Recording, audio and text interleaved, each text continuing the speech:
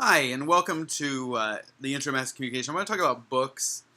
One of the things I always like to start off with the discussion of books is I actually, if you were going to make like, like one of my things, like I love like Christmas. I mean, who doesn't like Christmas? Let's be honest.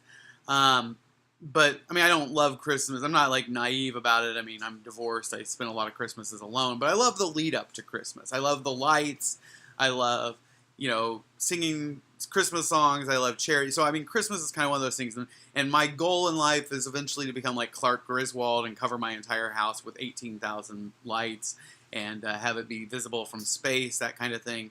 I don't know that I'll really do that, but that's always kind of one of my secret goals. Well, anyway, because I'm so interesting, because I like Christmas, one of the things I've always thought about was kind of the history of Christmas, more of an academic, when did this come about, when did that come about? And one of the things that's interesting about Christmas is, there's a couple of things that are really interesting, but one of the things is I mean, to begin with, I mean, boy, I got to keep from giving you a whole Christmas history, but one of the things that's kind of interesting is gift giving within families was usually mainly just like candy and small items like toys for children.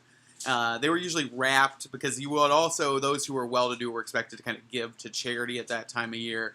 And caroling, or what used to be called wassailing, was actually kind of a form of begging that was acceptable for the lower class to go around to the upper class and ask for items. Anyway, but what happened was in the early 1800s, there along came sort of the mass-printed book, the novel, and you began to get people like Dickens and like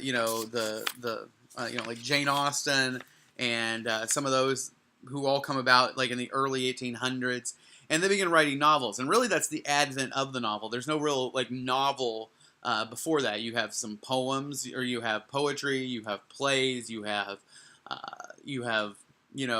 textbooks, you have things like that. But there's no real novel, not the novel as we know it. And that gets invented around that time. And what happens is a novel could come in various price range, but it began the case that, a novel would be a highly treasured item. I mean, you have to think that before this time, that we did not, books were not, shall we say, there was no TV, radio, any of this stuff, right? And so, the only form of entertainment you might have is maybe playing an instrument, singing, talking, and then reading, right? And so newspapers were just beginning to come into play. The United States had a high literacy rate due to compulsory education. There were some factors there, but the novel really began. The printing press came along, and you were able to now get a novel at a fairly reasonable price, still expensive, but at a reasonable price. And so people began to buy books, and they would give them to other people as gifts.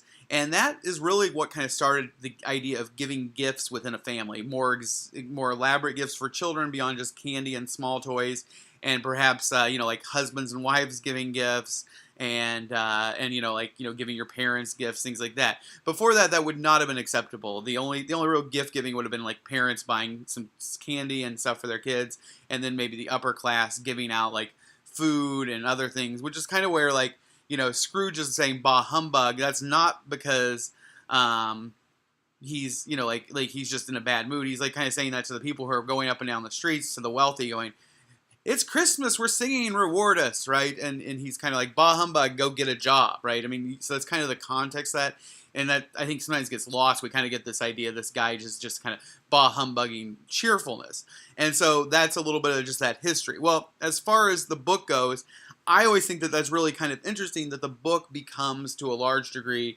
one of the very things that begin. The fact that, people really wanted these books, they were a chance to give it, and so people began to give books to their loved ones. Maybe a husband would save up, buy a book at Christmas, the wife would get, or vice versa, and this would be like kind of a prized item that they would read over and over again. Everybody in the family would read it, and it became very important piece. And so the book is sort of the start of really kind of the modern day gift giving tradition.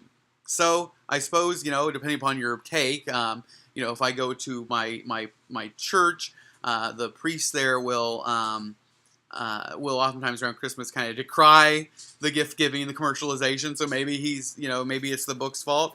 But I think the gift giving is also a fun part of Christmas. It's part of the magic of it. And so I don't necessarily decry the gift giving aspect of the book.